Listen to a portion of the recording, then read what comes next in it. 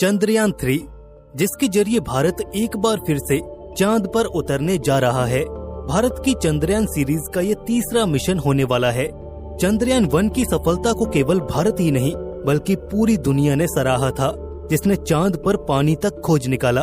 उसके बाद 2019 में चंद्रयान 2 ने थोड़ा हताश जरूर किया, लेकिन उसका ऑर्बिटर आज भी चांद को मैप कर रहा है। चंद्रयान 2 का लैंडर और रोवर भले ही चांद की सतह पर सफलतापूर्वक न उतर सके, लेकिन चंद्रयान 2 का ऑर्बिटर आज भी हमें महत्वपूर्ण डेटा भेजता रहता है। चंद्रयान 2 की असफलता के बाद से ही इसरो ने चंद्रयान 3 पर काम करना शुरू कर दिया था। चंद्रयान 2 की क्रैश लैंडिंग को एकदम डिटेल में स्टडी किया गया ताकि वो गलतियां हम इस मिशन में न दोहराएं। और वैसे भी इस मिशन में गलती का कोई चांस ही नहीं है। हमें इस बार सफल होना ही होगा। चंद्रयान 3 का मुख्य उद्देश्य चांद पर सिर्फ सॉफ्ट लैंड करना ही होगा और वहां की सरफेस पर कुछ साइंस एक्सपेरिमेंट्स परफॉर्म किए जाएंगे, लेकिन मेन फोकस रहेगा चांद पर सॉफ्ट लैंडिंग करना।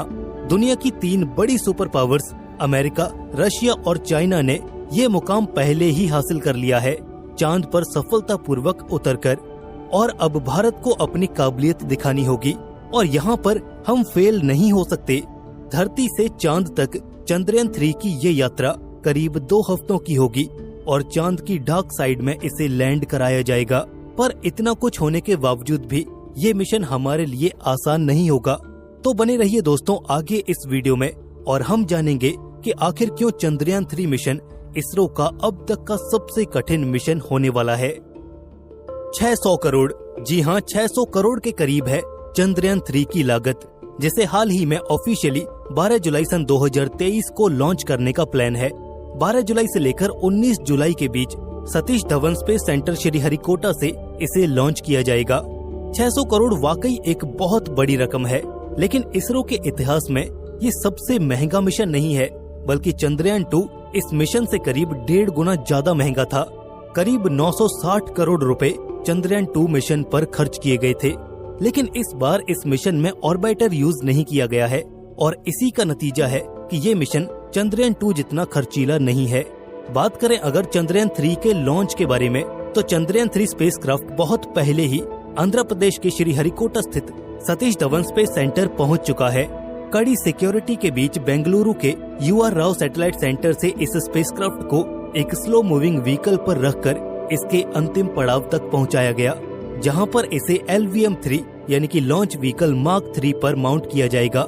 लॉन्च के कुछ समय पहले ही इस बड़े से रॉकेट में ईंधन भरा जाएगा और फिर सारे चेक्स कंप्लीट करने के बाद काउंटडाउन स्टार्ट होगा और हमारा चंद्रयान 3 निकल जाएगा अपने सफर पर। लेकिन इस मिशन में ऐसा क्या है जो इसे पिछले बाकी मिशन से ज्यादा कठिन बनाता है? और इसका जवाब है चांद पर उतरने की कला, the art of soft landing.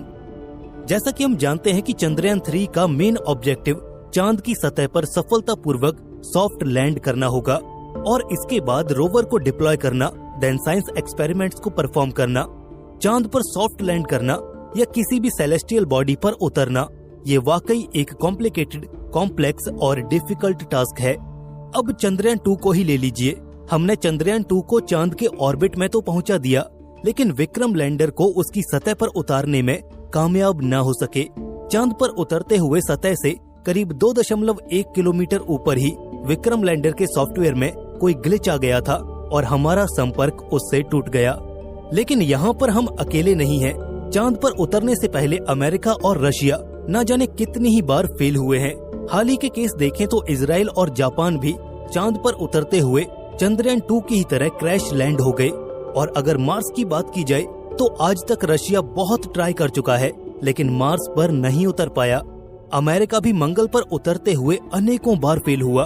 मंगल पर असफलताओं का ये नंबर तो इतना बड़ा है कि उन असफलताओं को मंगल का श्राप कहा जाने लगा।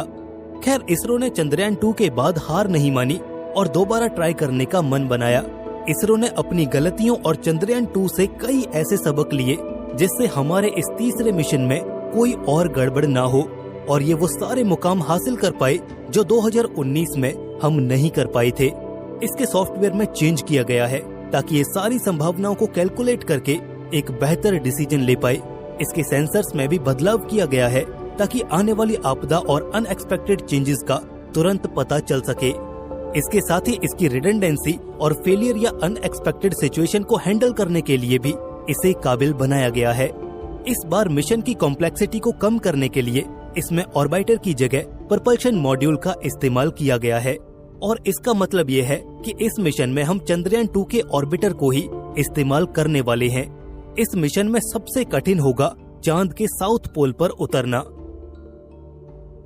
चांद का साउथ पोल हमारी पृथ्वी से सीधे संपर्क में नहीं रहता और यही वजह है कि इस पर उतरते हुए लैंडर को हम डायरेक्ट पृथ्वी से कंट्रोल नहीं कर सकते। इवन लैंडर से हम डायरेक्ट कम्युनिकेट भी नहीं कर सकते। इसके लिए हमें रिले सैटेलाइट्स का यूज करना पड़ता है। पूरा का पूरा लैंडिंग प्रोसीजर ऑटोमेटेड ही रहता है और यही वजह है कि लैंडिंग के समय आने वाली प्रॉब्लम्स का कंप्यूटर कोई क्रिएटिव सॉल्यूशन नहीं निकाल पाता और मिशन फेल हो जाता है। साउथ पोल पर चांद की सतह उबड़ खाबड़ है। वहाँ पर पहाड़ियाँ और क्रेटर्स भारी मात्रा में मौजूद हैं, जिसकी वजह से एक प्लेन यानी कि लैंडिंग के लिए एक समतल सतह का लिमिटेड अमाउंट ऑफ टाइम में खोज पाना एक बहुत बड़ा चैलेंज रहता है। लैंडर के चांद पर यानी कि साउथ पोल पर लैंड करते समय जब अचानक कोई क्रेटर आ जाता है या कोई पहाड़ी आ जाती है तो लैंडर के सेंसर्स वहाँ पर कंफ्यूज हो जाते हैं कि सतह पर उतरने के लिए असल में उसे और कितना नीचे जाना होगा और यहीं पर सारी कैलकुलेशन गड़बड़ हो जाती है, जिससे मिशन के फेल होने के चांसेस काफी ज्यादा इंक्रीज हो जाते हैं। और ये कुछ चैलेंजेस हैं जो चंद्रयान 3 के सामने आने वाले हैं, लेकिन इसरो का कहना है कि वो इन सब के लिए तैयार है। अगर आप सोच रहे हैं कि साउथ पोल पर उतरने में अगर इतना ही खतरा है तो आखिर हम वहाँ जा ही क्यों रहे हैं, तो इसकी बात हमने डिटेल में इस वीडियो में की है। आई बटन पर क्लिक करके आप उस वीडियो को देख सकते हैं। 12 जुलाई सन 2023 को चंद्रयान 3 की लॉन्च डेट फाइनल की गई है। सबसे पहले स्पेसक्राफ्ट पृथ्वी की ऑर्बिट में स्थापित किया जाएगा। कुछ ऑर्बिट पूरे करने के बाद propulsion मॉड्यूल इसे चांद तक ले जाने के रास्ते में इंजेक्ट कर देगा। ये सफर 1 से 2 हफ्तों का रहेगा और आखिर 23 अगस्त को चंद्रयान 3 चांद की डार्क साइड यानी कि साउथ पोल पर लैंड करेगा। चंद्रयान 3 के लिए इसरो ने नासा से भी सहयोग मांगा है और इसके अलावा वियना की नॉन गवर्नमेंटल ऑर्गेनाइजेशन MVA यानी कि मून विलेज एसोसिएशन से भी पार्टनरशिप की है। भारत का ये मिशन सिर्फ भारत ही नहीं बल्कि पूरी दुनिया में साइंटिफिक टेम्परामेंट और यूथ को टेक्नोलॉजी की तरफ ले जाने के लिए प्रोत्साहित करेगा और इसलिए मेरा मानना है कि इस बार इसरो को सफल होना ही होगा।